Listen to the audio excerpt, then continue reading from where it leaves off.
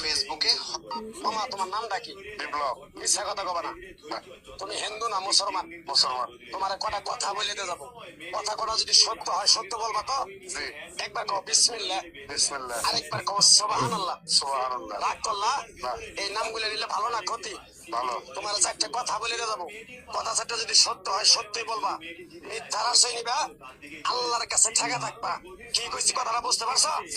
মুখ লাগাও। তুমি এমন একটা ব্যক্তি যে কয় আইলো তার পিছেই যাও, গেলে পরে তোমার ক্ষতি হয়, লাভ হয় না। কথাটা ঠিক না বেঠিক? রাগ করলা? যখন তোমার কাছে টাকা পয়সা থাকে, তখন তোমার আপন বন্ধু বান্ধব কাছের মা বাবা মা থাকে। যখন তোমার কাছে টাকা পয়সা থাকে না, তোমার আত্মীয় স্বজন কোনো বন্ধু বান্ধব তোমার কাছে থাকে না। কথাটা ঠিক না বেঠিক? রাগ করলা? এই কথাগুলো আগে পিছনে কোনদিনে বলছিলা?